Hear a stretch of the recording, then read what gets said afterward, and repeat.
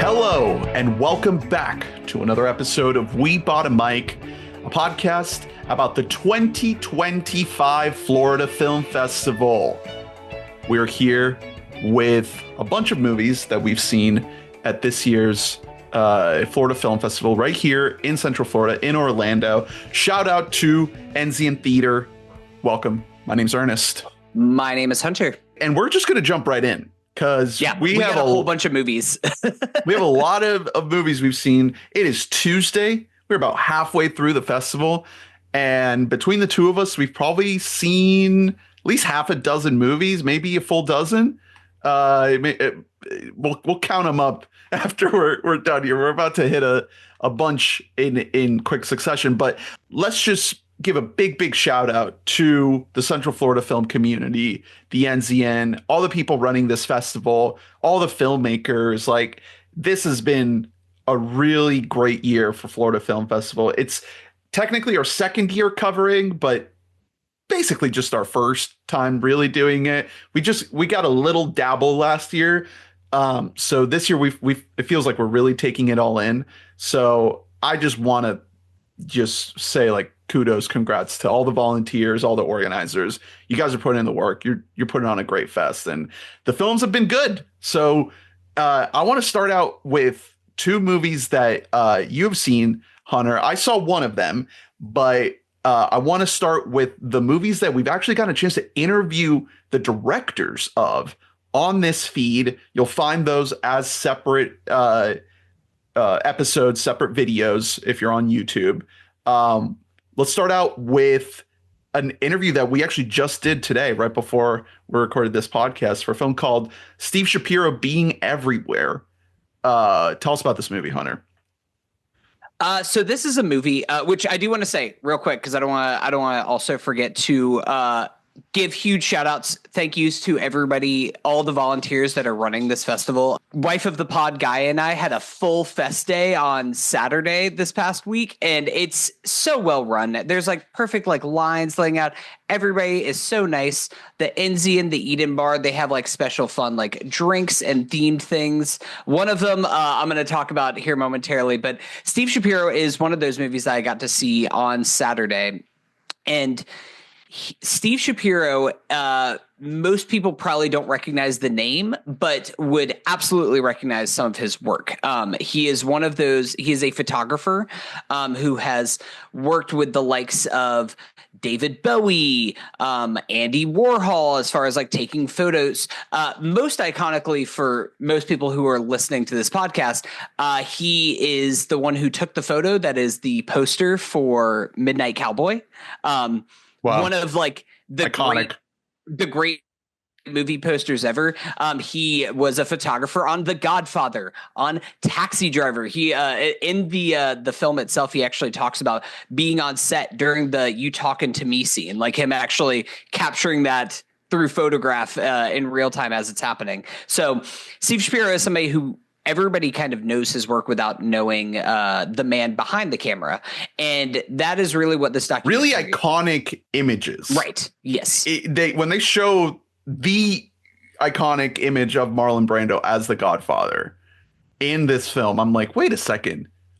He shot that? Like, there are just so many moments when you see a really recognizable photo, and it's not just from film like you're about to get to. It's just from history, from culture. And you're just like, wait, I have seen that photo before. I've seen this as a poster, as an album cover, as a movie poster. Like, it's just breathtaking, like the legacy, the work. And here we get a chance to meet the man. Yeah. And I think that what the documentary also really focuses on is the man and how his work extended beyond just the pop culture of it all.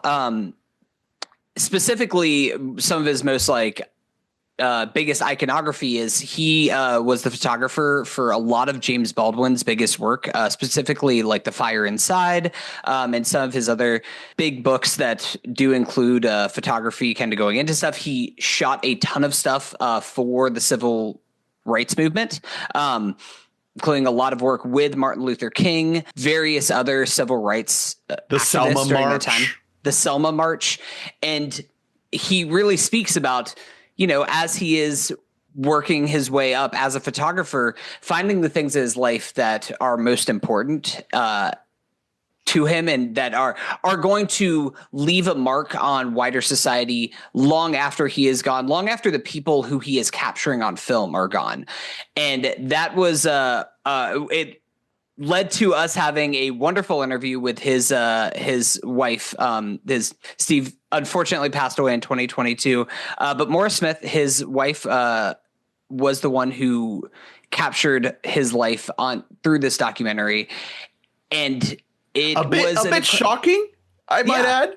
Like, there is nothing in the film tells you that it's his wife behind the camera. Right. So when she opens the interview, like, first question right out of the gate, saying like, "Oh yeah, I was married to him for 40 years." We're both like, "Huh?" Very well kept. Like, and she even talked about, I asked her directly in the interview of like, did you think about like putting yourself in this movie at all? I mean, you guys were married for decades at this point. Like, you have been well within your right to also give your thoughts on Steve as the man. And she, funnily enough, says like there's one line where you can hear her voice in the movie and she hates it. That piece was included. It's a cool choice. It's a cool choice because so much of the film is just photographs, right? Mm-hmm. I mean, there's plenty of interview stuff in there as well, just to add that story. But she is just trying to let the work be the film, just the images that he captured. And I thought the movie was great. I really loved it. So I recommend people check out the interview that Hunter did. Really, really great conversation. Stick around all the way to the end to hear a fun story featuring a certain Tom that we just covered on this podcast. That was kind of an out-of-body experience whenever she mentioned that we are now 1 degree of separation away from Tom Cruise, which they do talk about in the movie itself, in the documentary, that the couch that is in the Schapiro Maura Smith home is the white couch that Tom Cruise shot the iconic photo from Risky Business. So that was a great moment. It also is a wonderful film for kind of capturing the end of life and some of the self-reconciling that we can all do as we are reaching that certain age where we're kind of having to come to terms with who we are as people and like, did we do enough? What did we do to help contribute to society? So really, really beautiful film. It's funny that it almost makes sense that this was captured by a loved one, even if that wasn't explicitly clear because of the care that is put into it. It makes sense. It makes a lot of sense. I really hope this is a movie that hasn't gotten any kind of distribution yet, but I really hope that this does, because I think this is a movie that is so well for others. Mubi, if you're listening, Criterion, if you're listening, Janus Films, this would be a perfect fit in your repertoire. So that's Steve Schapiro being everywhere, or simply just being everywhere. There's a couple different alternate titles out there, but we'll link it in the notes below. The next interview that you got a chance to do is with the director of No One Died, the Wing Bowl Story. So that one's also up on the feed for folks to check out. I haven't gotten a chance to see this movie, but just based on the interview that you guys did, man, this sounds fun. I need to check this out. So for listeners who don't know, this was a new thing to me. The city of Philadelphia, the beautiful city of Philadelphia, as lovely as it is, at one point during the mid-1990s, basically figured out, hey, the Eagles are never going to make it in the Super Bowl. So instead, we have to make our own version of the Super Bowl. And it would happen on basically the late night, early morning of the Super Bowl, after people had basically been drinking for like the previous 18 hours, a wing eating contest. And not just a wing eating contest, but something that blew up to tens of thousands of people selling out arenas to see these larger than life WWE like personas take the stage and eat 500 wings in a sitting.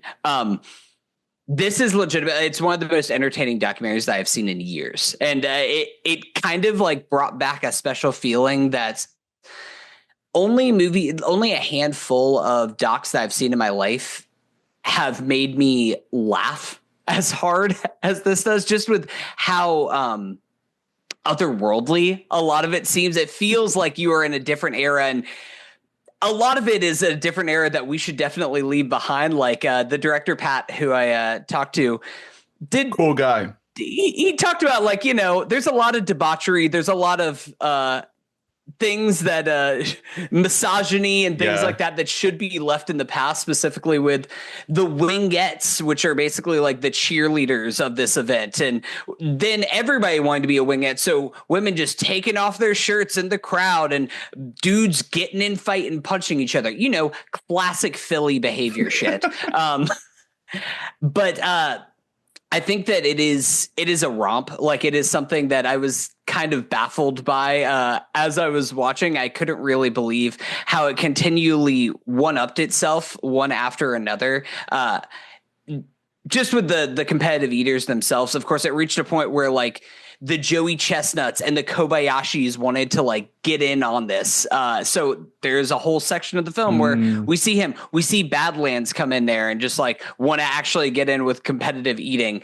But at its core, this is a deeply Philly story there's something universal about it that I think everybody can get a lot out of and really love. I talked a bit about distribution with Pat as well during our interview. And I really hope that this gets picked up. It would be wonderful if now it would require editing, but like a ESPN would pick this up and put this as like a 30 for 30 as like a Lost sports adjacent story. This also, I think, would work excellent as like a Max doc. Yeah. Like, hey, I think it would fit right in there. Bill, Ringer Films, if you're listening. Listen, there is one of the heroes that we meet in this journey is a man named El Wingador. His real life name, Bill Simmons. I mean, come on. I swear to God. It's right there. Bill, come on. Good. No, honestly, it's an absolute blast of a movie. This is what I was alluding to earlier. Before this movie started, the Enzian Theater and the makers of this film, as we're all filing into the theater, coming in after waiting inside, they're like, hey, we need 5 volunteers. We're going to have a wing eating contest right now. And they just pulled 5 people out of the crowd to come up on stage. Shout out to whoever the guy is who's a winner. He housed like downed 5 wings in like 90 seconds. Like he just like housed those things, just ate them like it was nothing, to the point that the Enzian kind of one of the ambassadors, whoever was representing the movie, was kind of coming out doing a little intro about the movie. He set a 5-minute alarm in his phone, and it was just ringing halfway through his thing because he's like, "Oh, you guys ate way faster than I was expecting this to go down." So great job by the Enzian again, and a wonderful movie. I think that this one is definitely going to be picked up by somebody. I'm not sure who, but keep an eye out for it. Like I said, it is a deeply Philly story, but also there's so much to enjoy for anybody. Well, both No One Died, the Wing Bowl story, and Steve Shapiro being everywhere are in documentary feature competition at the Florida Film Festival. So we'll find out in just a few days if they won the award. So like we mentioned in our preview episode, a selection of films being screened are eligible for these kind of fest wrap-up awards. So in the documentary category, you could see one of these 2 films winning the prize. So again, that's No One Died, the Wing Bowl story. Okay, so the next movie is a movie that we had to see a screener of because we could not get into the sold out opening night premiere of Stolen Kingdom. Big deal, being the opening night film of the Florida Film Festival. And in our preview episode, I kind of didn't know what to say about this movie because I didn't really know too much about it. I just knew that it was like some kind of true crime story, and I wasn't even sure if it was a documentary. But now we've both seen it. It definitely is a documentary. And boy, oh boy, what a documentary this movie is, because it's right in our backyard, in Disney World. The story of essentially these guys who have built a passion for trespassing into areas of Disney World. I think specifically Magic Kingdom and Epcot are like the two major parks that are brought up in the documentary. But there's like a sort of a generational, I don't want to say divide, but just like two sides of this story where you're showing this archival footage from, what is it, the 90s, early 2000s, and more recent, more like 2010s, 2020s. And this movie goes places. And I don't really want to sort of give away the story that's being told here, but let's just say if you've watched a certain Jenny Nicholson videos on YouTube, or maybe you like Defunctland or other sort of theme park enthusiast content, if you're a fan of like podcasts, The Ride type content, you know the story of Buzzy, the animatronic who was stolen from the depths of the parts of Disney World that have the rides that have shuttered. And I feel like if I keep describing, I'm just going to give away like some of the best twists and turns of this movie. But that is the sort of the end to this story. That's how it starts. It's sort of it shows you that little bit as a flashing sign to tell you like what's coming. And then it sort of backs up and it fills in a lot of gaps and introduces a lot of characters in this world of, yeah. I mean, you described it. You published a short little review on the site that folks can check out, and you described it as like underground trespassers, right? Right. It's specifically, they call themselves urban explorers, and which is a not incredible very job. accurate. They're just urban explorers. It is just this whole trend that I guess has existed for decades, really, of just let's go into this abandoned building, this abandoned construction site, whatever this is, and just kind of like look around and take pictures. And really, like, the whole mantra of urban explorers is keeping the same kind of idea as a lot of people who love actually exploring. Like, their whole thing is like, take only photographs, leave only footprints. That whole kind of mantra of like, we just want to go there just to kind of like look around, see what's there, explore, but not actually like do anything that is dangerous or harmful to anyone else except for possibly ourselves, because like we might fall through like wrought wood floor and fall down 3 stories, which is a genuine concern that you see captured on film for some of these journeys that people are going down. But I think that's, you know, much like a lot of things that are illegal in this world, there's a line where it's like, okay, yeah, you shouldn't trespass, especially trespassing like when you're near like proprietary information, like especially a place like Disney World. Yeah. Notorious, like secret place. I will say, disclaimer for the audience, I am an employee of the Mouse. I feel like I should disclose that out to everyone so that they know. Don't go trespassing in Disney World, but I think that where this movie is trying to, well, especially because a lot of the people who are trespassing at Disney World is like from the 90s, and like, brother, they got cameras now. I think that they know now. But like, I think where this film is interesting and kind of where it evolves as we get going in this is finding the line between something that is like urban exploring and that is, yeah, you're trespassing, but like you aren't doing anything that is like inherently like really, really bad, versus stealing proprietary information, or like that's another level. To rob things. We're going to sell off information, sell off products that aren't ours. That's when we're actually like compounding. We're like, oh no, okay, this is bad. It's like, I'm going to do drugs myself. You're only hurting yourself. Now I'm going to sell drugs to other people. Okay, now you're a danger to others, not just yourself. So I think that this movie is really, really incredible. I have no doubts that this is going to get some kind of traction. I don't know what this is going to be. I really want to, if we have the opportunity to have a chance to speak with the filmmaker behind this, Joshua Bailey, because I would be curious. You mentioned Defunct Land, which definitely feels like it has a little bit of influence on this story, Yeah. but I like that different from Defunct Land. And this is no shade at Defunct Land, which is one of the best YouTube channels out there. Josh is really focused in on the people of this and These the people nasty like characters. yeah, One in particular.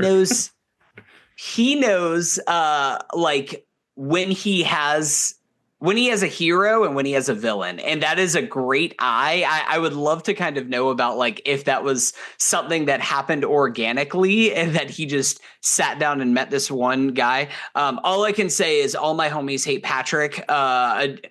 Just can't stand Patrick. That's just, I'll leave that for there. And if you know, you know. But this is a really delightful film. It's a lot of fun. I think that you don't need to be like a lover of Disney. You don't need to be a hater of Disney or theme parks in general. Like, I think that there's a lot to take out of it just for anyone watching this story. Yeah, I think it's exceptional. One of the best things I've seen. Maybe the best thing I've seen. I haven't ranked my list, but like gut check, it might be the best movie I've seen so far at the festival. It just works. They just hit kind of bullseye, like what it's going for. It's not trying to do too much. At the end of the day, it's a pretty simple, straightforward story, but it's just packaged like really perfectly and has enough entertainment value to elevate it to another level where it's just like, man, this is almost like a thriller. This is like it's got almost like a genre. There's elements of like horror, the way it uses this actual archival footage of these guys like breaking in and going into places where they're not supposed to, and the way it's shot with this like old VHS footage. It just works, man. They did a great job with this thing. I honestly would watch it again. I could return to this one and probably get more out of it just because it's informative, insightful, intriguing, and entertaining. It's just kind of everything you want out of a movie like this. Yeah. I mean, you set this up as like not knowing if this was a doc or a true crime, and it has a lot of true crime elements to it. A lot of like, where is Buzzy? Like that's kind of, it's funny because that's like the question that is posed at the beginning of the movie, and the movie isn't as a whole really about that, but also it kind of is. It puts that aside for a while. Yeah. It's a really, really enjoyable film. So, and all the other interviewers, like you mentioned, our villain Patrick, like all these other guys that they get in here, there's just a lot of variation in what all these guys are bringing to the table. They just do a really good job of making sure that each contributor is bringing a little bit of a different perspective to this world, and you just get a lot of different angles of it. It's well rounded. I felt just very well done. That's Stolen Kingdom. High recommend. Hopefully it ends up, I don't know, Netflix, you listening? Could pick this up, perhaps. You know, I could see this being who knows? It's tough to say for these, for just like, because so much of it is just like, well, who do these people know, and kind of the end connections of it all. But I have a feeling that this will get picked up by somebody, whether it's Netflix or whether it's Tubi. Like it will be somewhere available for people. Yeah. So, okay, so now we're going to get into some stuff that only each one of us has seen. So we had to divide and conquer a little bit. There's 180 films at this fest. Yeah. So what we're going to do is we're just going to run through each some movies that we each like separately checked out. So we basically had a day where we're both out there hitting the ground running, watching movies, and it was all different movies. And I had a triple feature day. And actually, technically, it was a quadruple feature because I did watch a screener. And I'll just talk about that one real quick. Apostasy Blues is a film in narrative feature competition. And it's kind of like, imagine if The Leftovers was a fun like quirky comedy. It's a movie about what if the Judgment Day was coming, and then it didn't, and we got left behind, and now we have to figure out what we're going to do if we didn't get raptured. But it's very silly. It's not really trying to be a heavy drama like The Leftovers. The director is Peter Pavlakis, and it's a pretty small cast. You kind of get to know this apocalypse cult and them trying to make their way through their life after figuring out that maybe everything in the cult was a lie. So, pretty small movie. You get a lot of just themes in there about society and what we want from it, and privilege, and just what we feel like we are taking for granted in our lives. What does it mean to live your life to the fullest? What does it mean to tell yourself that you're going to enjoy your life and party and go hard, or restrain yourself and hold yourself from these sort of more hedonistic impulses. So again, it's very lighthearted, it's very silly, but it does sort of touch on these deeper themes. So I really enjoyed it. It's a good cast. It's a good sort of balance of humor and tone. Apostasy Blues. And then I journeyed out into the theaters, and I had my triple feature, starting with a movie called Somnium. And the way I tackled this is I didn't really know exactly what I was going to be able to get into and what I was going to have time for. So I was kind of winging it and just looking at the schedule and trying to base my day on what was available to me. So this movie, Somnium, I actually put up a review up on the website, webotamike.net, of this film. It's also a narrative feature competition.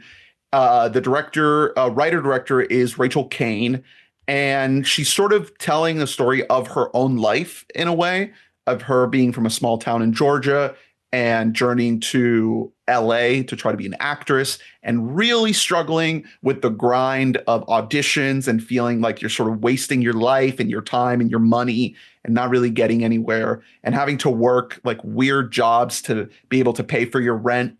So our main character, Gemma, she gets this job at this sleep center, this clinic called Somnium. And this is where sort of the genre, like the sort of horror sci-fi elements of the film start to kick in. And this was the strongest part of the movie for me.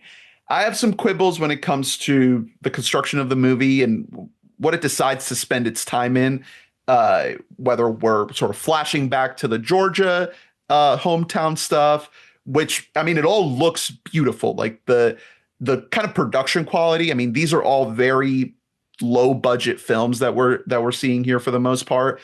They found a way to kind of elevate past a certain look of a low budget film, and there's a nice texture to it. There's a lot of attention to detail in the way the film looks, and the costumes and the sets and the locations and the lighting, the props. It all works here, but I struggled a little bit in terms of pacing with this one, just because I was so into this sleep clinic and how weird and kind of scary and eerie and haunted it was. And I wish that the movie spent a little bit more time in that setting and wasn't giving us so much of this backstory and of her, being sad and lonely in her apartment and then going out partying with her new LA friends. Actually, one of them played by our guy from That Thing You Do, Jonathan Cheech. I forget how to pronounce his name. The main guy from That Thing You Do. What? He's in this movie? Yeah, he's in this movie. That. Yeah, he's much older now, in the 2020s. But he's good. He kind of plays like, I don't want to give too much away, but he's kind of like the fake out villain, like you think he's going to be the bad guy, and then he turns out not to exactly be what you expect him to be. There's some things in this movie that I really want to talk about, but it's hard because I don't know if many people are going to be able to, how widely people are going to be able to see this movie. So unfortunately, like I am going to have to kind of give some stuff away because I really want to talk about the things that I like about this movie. So it's not one of those things. It's not like when we talked about Warfare, where I like didn't give specifics because you can just go to any movie theater in America like, and watch Warfare. I didn't like the Iraq War, and I'm brave for saying that. So there is a creature in this movie. There is like a sci-fi practical effects creature, and it's used very, very sparingly. It's these quick, small moments, but they are so effective. They work extremely well to set the mood, to make this thing feel really eerie and off-putting. And I just cannot wait to see what this director, I think this is her first movie, Rachel Kane. She seemed great. She was at the Q&A after the film. Would love to have her on to talk more about this. But yeah, I think this is her first film. I cannot wait to see what she does next because I would love for her to make another movie that just leans more into this side of things, the weird genre stuff, because I thought it worked so well. Again, just getting a lot out of what must be an incredibly limited budget and going for practical effects. I mean, come on. How often are you seeing that, especially in a small movie? Like, they just did a great job. And again, it's not a big part of the movie. It's very brief. It doesn't take up a lot of runtime. I just thought that when we get those moments, it was by far like my favorite stuff. And when this movie chooses to get weird, when it chooses to show us this like extremely creepy, the creepiest dude working at this sleep clinic you've ever seen, like just picture like a classic horror movie creep guy who works at a weird sleep clinic. This guy is just killing it. I think his name is Will. Will Peltz plays Noah. Just hamming it up, just being like the creepiest guy you could imagine. And as the boyfriend is, I believe his name is Peter Venk, who is actually the director of a movie that I'll talk about in a second. But yeah, that's Somnium. Highly recommend it. It's in narrative competition. I am seeing. I'm glad to hear some of the good things about this because this is definitely a movie. It's on my list to check out later this week at its next showtime. I'm seeing that this guy Peter Vack. He played a name. He played a man named Hunter. How is he doing for the hunters of the world out there? I mean, the whole movie, you're kind of thinking like, there's something off with this guy. There's something weird going on. People often say the same thing about me, so I'm glad that he fits. And then he gets a scene towards the end where you kind of realize like why they cast him, and you're like, okay, that makes sense. Now I know why like the energy was off here. Yeah, he was fine. I mean, the main girl, Gemma, her name is Chloe Levine. She is incredible. Just holding this whole thing on her shoulders, so many close-ups on her face, just going for it, emoting, does an incredible job of just balancing the tones of the film, the sci-fi horror stuff with like the more grounded emotional stuff. I would love to see her in more stuff. Like, this is the cool thing about covering a film festival like this, is you just see a performance like that and you're like, man, please, let's get this person in more stuff. I just want to see that talent elsewhere. So yeah, that's Somnium.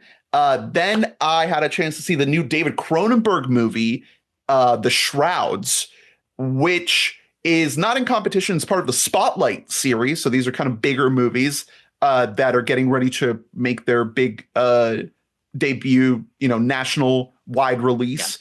Yeah. And then they pick festivals like the Florida Film Festival to lead up to that release. So yeah, The Shrouds comes from David Cronenberg, legendary filmmaker David Cronenberg, who I actually haven't seen many of his movies. I have a big list of David Cronenberg blind spots. I mean, obviously I've seen The Fly, but I honestly can't name that many other ones. I know I probably have seen like bits and pieces of History of Violence and Eastern Promises, but I can't. I was going to say Dead Ringers and Videodrome are like, put those at the top. Both of those are like incredible movies. Scanners. Yeah. So the Shrouds He's makes got me a long filmography. Like if yeah. you're looking at, I definitely have not dove past the first or second layer of Cronenberg movies. I would love to just have the time to just do a full watch through because the Shrouds is unlike anything I've seen at this festival. It's a movie that it really is one to sit on and not make a judgment, like a gut check take on it. It's been a couple days and it's sitting with me pretty well. It's definitely not what I expected. I mean, if you watch a movie like The Fly, obviously it's a movie from like many decades ago, but that's a movie that, yes, it is slow, but it's very much focused on being a gross body horror genre movie. It is going for like these big splashy things. No wonder, The Substance was inspired by a movie like The Fly, very, very modern take on that kind of thing, where it's just absolutely going in your face. That's not what The Shrouds is. The Shrouds is it's kind of a weird mix of comedy and horror. So essentially, Vincent Castle plays, or Cassell. I'm not sure exactly how you pronounce his name. He plays this guy named Karsh, who is sort of a David Cronenberg surrogate. He kind of looks like David Cronenberg. It takes place in Canada, in Toronto, where Cronenberg is from. And he plays this guy who has developed this technology called Grave Tech, which takes a decomposing human body, a dead body, and wraps it in a shroud, the Shrouds.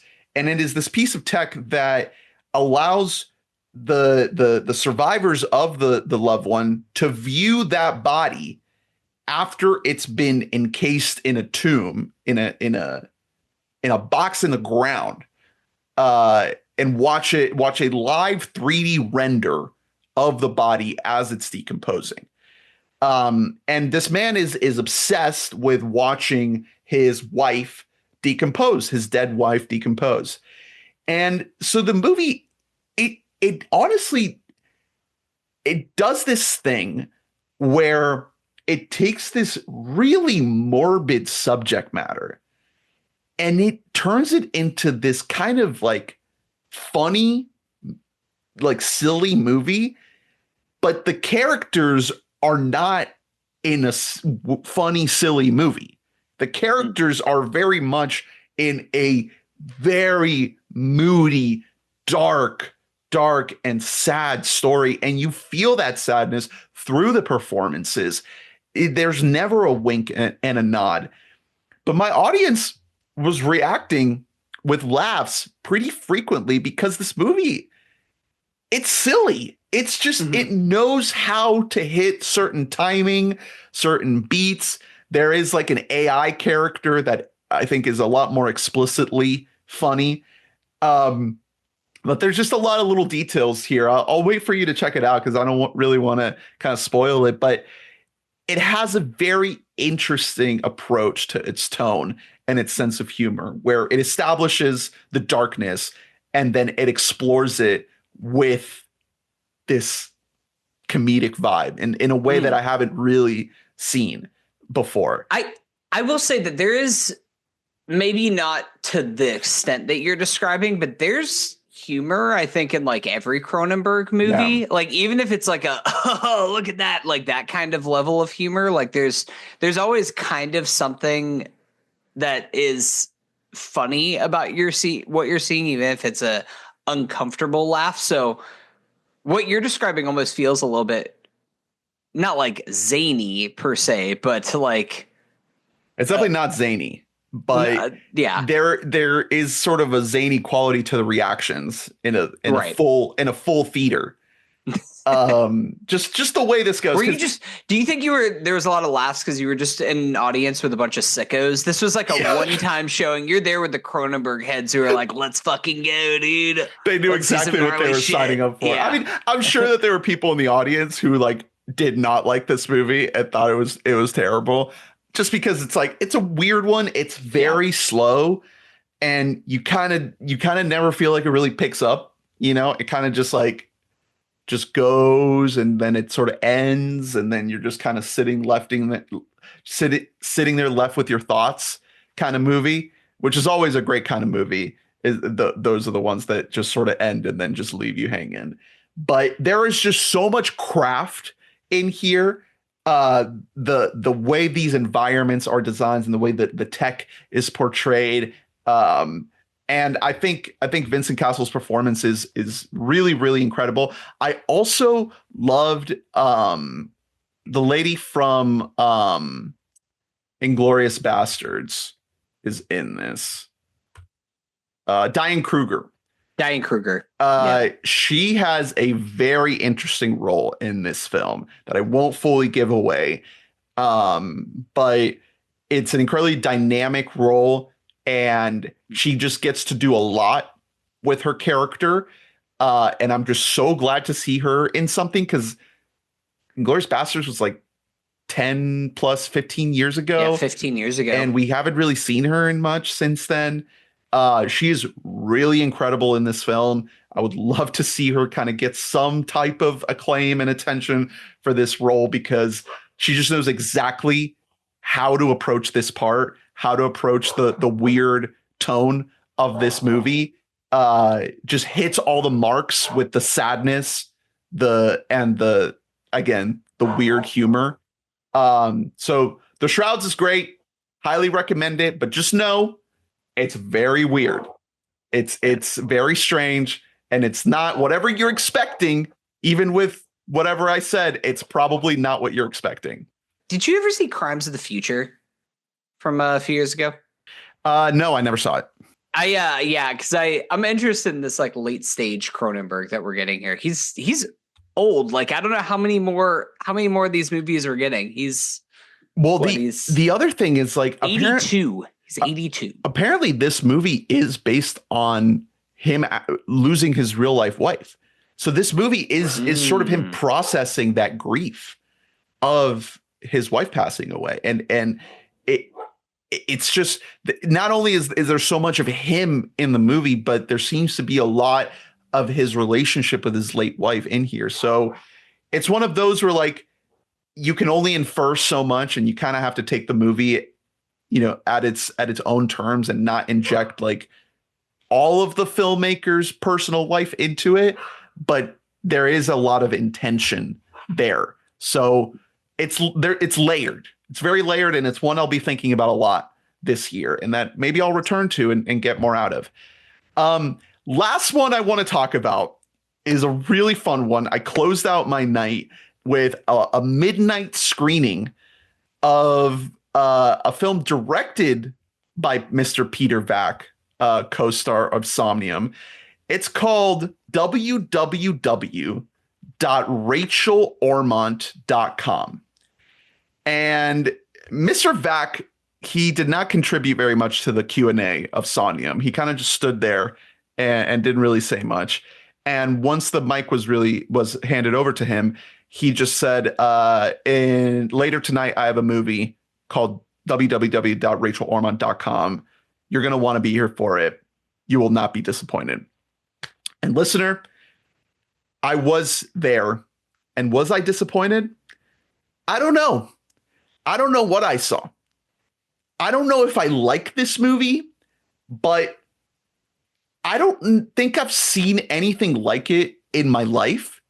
The only thing that I can compare it to is like the weird, like, internet brain rot content that like friends of the pod share with us from like TikTok and YouTube and other dark places on the internet. This movie is a representation of some of the weirdest places of internet meme culture.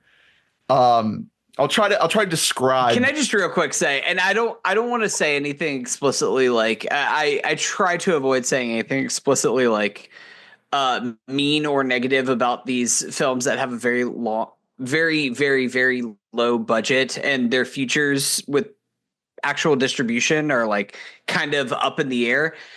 Very annoying title. www. Like having like a web address as your movie title.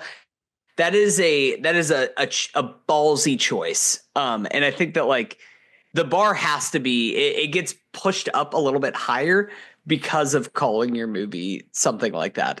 Honestly, like it's one of those things where it's just trying to push a button. It's not really like trying to say that much, in terms of just the title. The movie is trying to say something, and it is trying to push a lot of buttons. And I struggle to like talk about what this movie actually is, but here I'll try to describe it for you. So it starts with this girl from Euphoria. I think her name is Chloe Cherry, and she has this baby that she is giving up to this adoption agency that you quickly realize is not an adoption agency, but more of like an advertising agency, sort of like this nebulous, like mega corporation type thing. Very like Terry Gilliam. And fast forward 30 plus years, and now this baby is a full grown woman, and she has lived her entire life in a single room. And sometimes they let her venture out of this room and run on the treadmill, get a little exercise, do a little yoga. But mostly she is confined to a single room, and she experiences her whole life through a screen.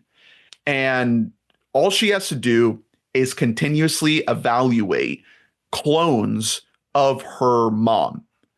And so she's obsessed with mommy as this like influencer figure, as this icon of just internet deity fandom. So that's just the setup of the movie. Where it goes from there is some of the wildest, most offensive, most abrasive, most like mind-blowing, weird, crazy shit I have seen in any movie, maybe ever. Like there is just things in this movie that I was just in disbelief. It just goes places where it maybe shouldn't go.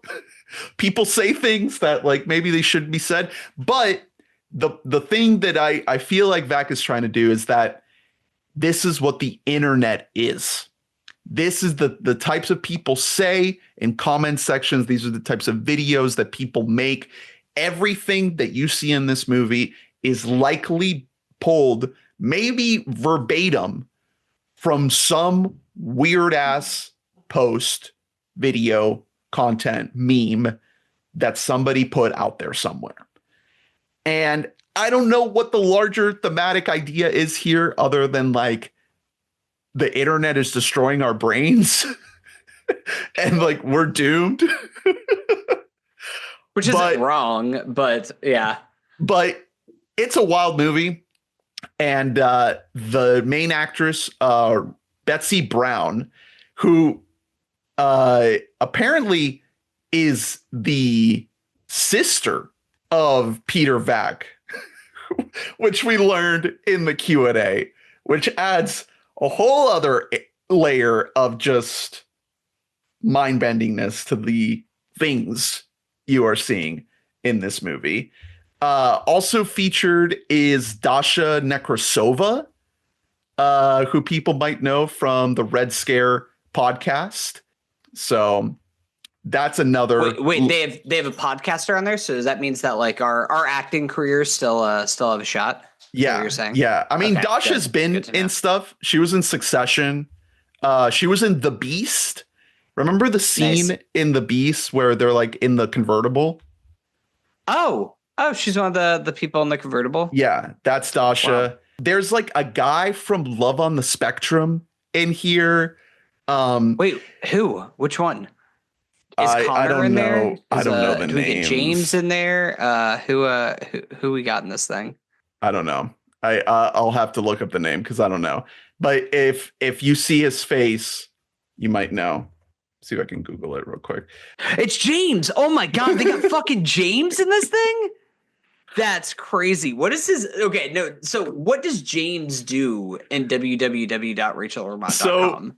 So there is like an extended chunk in the middle of this movie that is just like, it's like a play. It's shot in an auditorium and it's like a performance in front of a crowd. And so they have the crowd, they're constantly cutting the angle to the stage and then the crowd. It's like a back and forth. It's like a conversation between the performers and the crowd.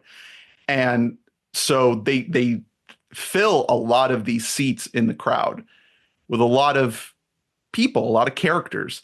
And so he's just one of the people in the audience.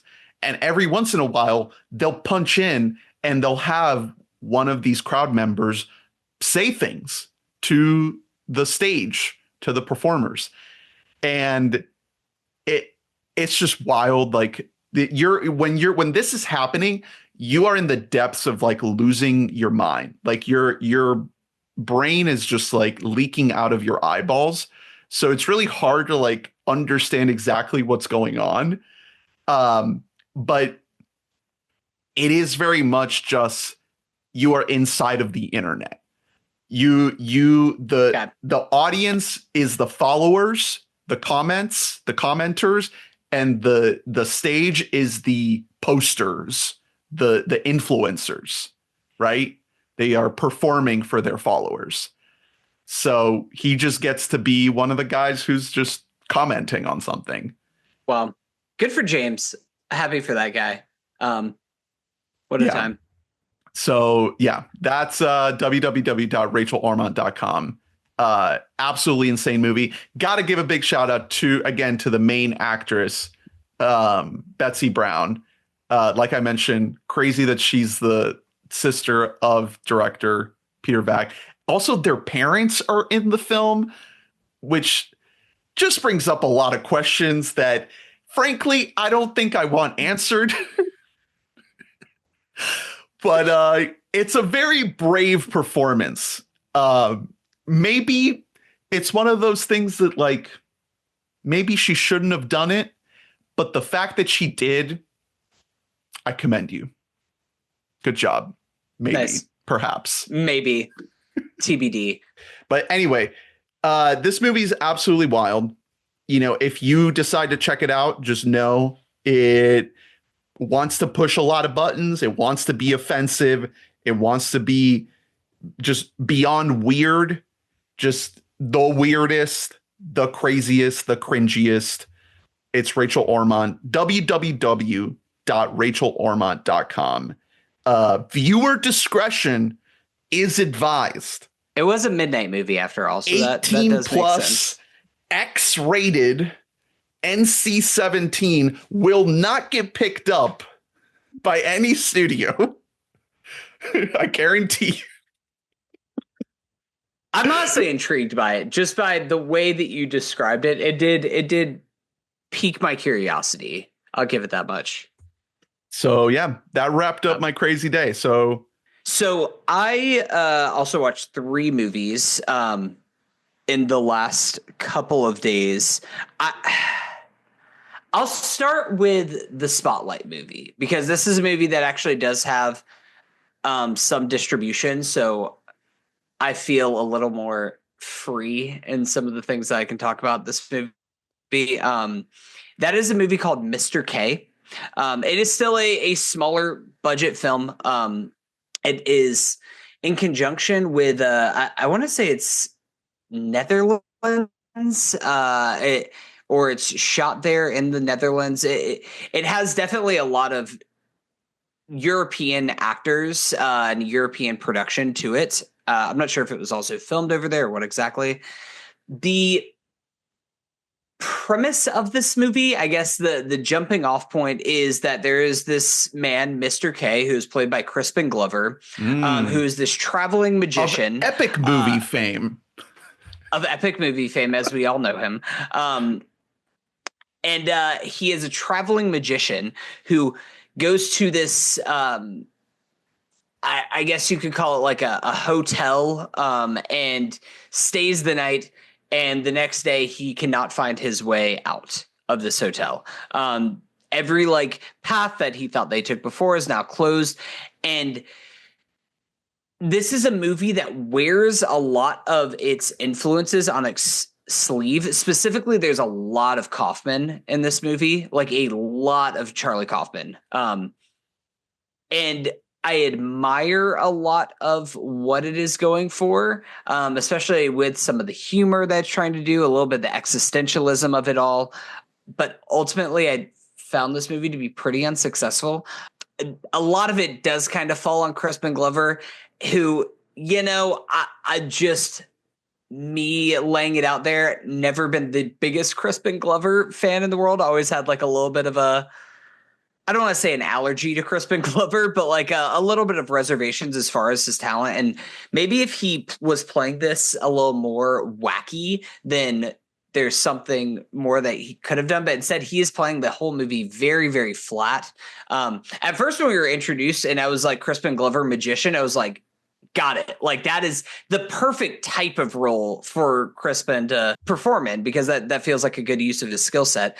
But ultimately, this is a movie that's pretty, I'd call a lot of the performances flat, purposefully so, in that like a lot of the humor, the black comedy of it all is in the circumstances that are happening around it. This isn't a movie that's like completely devoid of anything. There is some very funny moments. Specifically, there's a whole plot line where Mr. K is trying to escape. He ends up down in like this kitchen area where he like finds all of these other workers who are working there, and it's almost like akin to like a Spirited Away kind of situation where it's like, well, I have to assimilate now. Like this is the only way that I'm going to live this out. And we meet a couple of fun characters. One of them, I believe, is I don't know what the actor's name is, because I'm assuming that he is Finnish or I think it's this guy. No, not Bjorn. Sam Lowick, I think, might be the guy. Either way, it's this character who we meet while we are down there in the kitchen, who is describing like basically the hierarchy of the kitchen. This is a kitchen that only works in eggs. Like that is the only thing that they produce is eggs. You start on the lowest on the totem pole, which is like cracking the eggs, and you have dreams and aspirations of eventually getting up to whisking the eggs. That kind of like humor that you're seeing here and seeing like the hierarchy of it all and how he's like failing upwards in this little society, that stuff all works. Where it doesn't work as well as whenever it's trying to be a little bit more metaphorical about life itself and kind of like what our purpose is in the world, what the hotel itself is trying to represent. All of that is a little bit, I'd say, muddy at best. But it's not a awful movie. Like it's not all around terrible. I do think that the production design is pretty immaculate. Like if I'm gonna give some real plaudits, the director Tallulah Haskamp Schwab, who is she's Norse Netherlands. So yeah, I was like Northern European some way. I think that she does have a very keen eye. Like I mentioned, like a lot of the dressing of the scenes is really gorgeous. It has a look, it has a style to it. Just some of the narrative, I wish that it was a little bit more clean in what exactly we were getting out of it. But it's tough to do high concept. Like that's kind of one of my big takeaways is like my favorite guys, my Lynches, my Kaufmans, like they're my favorites because it is a very select few who are able to actually pull off high concept and make it work. I like that you're going to swing for the fences, even if it doesn't, it's not always going to hit. So that is Mr. K. Next up, I want to talk about a documentary that is another one that is in the competition right now for documentary films. And that's called Something Better Change. This is a documentary that is based off of Joe Keithley, who people probably know best as the frontman of the pretty legendary 80s punk band DOA. This is a punk band that really came up the same time as like Dead Kennedys, Black Flag, and really like cemented themselves as one of the most influential bands of that era. So this documentary is, I want to say, like half a little bit about Joe's life and about the life of DOA and their influence they've had, which, I mean, you get some incredible interviews from everybody, from people from Black Flag to young Dave Grohl talking about the influence that DOA had on them in Nirvana, and like you get some really cool archival and modern day interviews with various people in the music community.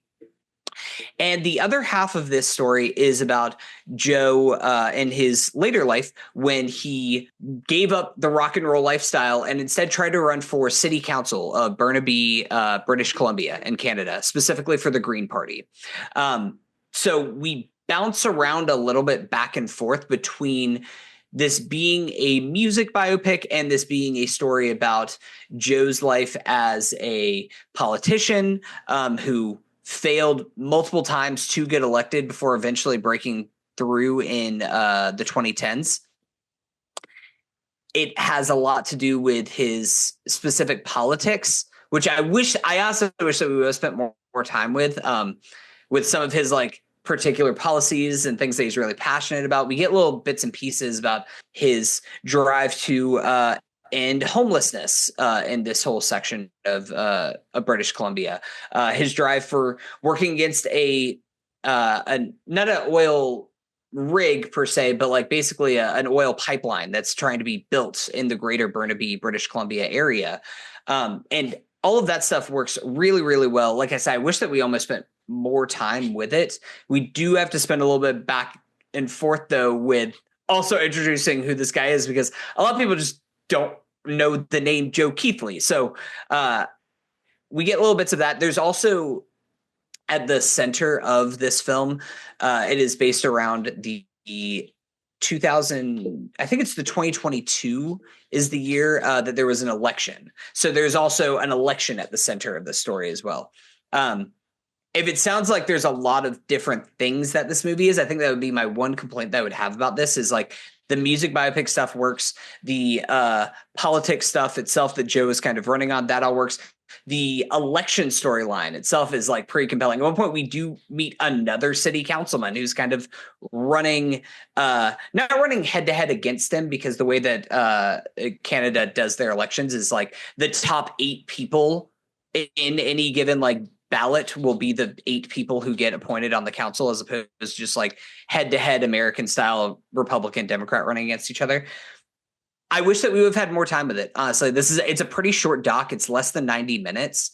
And that's the one thing that I wanted more of it, because I do think there's a lot of meat here. Joe is a very compelling character to be around, and hearing him really like work his way up and shift his image from just being this like, as society viewed him, anarchistic and like, fuck the government, man, like to like, now I want to become part of the government. Like that all is really, really compelling and really interesting. That we should just spend more time with it. But I do think this is a very enjoyable documentary nonetheless, and I would definitely recommend it to people. So something better change. Yep, something better change. Sounds interesting. Last movie. Yeah, I think you in particular, Ernie, I'd be interested in getting your and Lee's take on it, because I think there would be a lot that you guys would get out of it.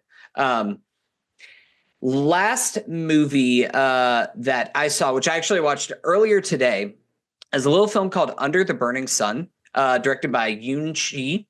Yoon Shi, I believe, is how you pronounce her name. Apologies.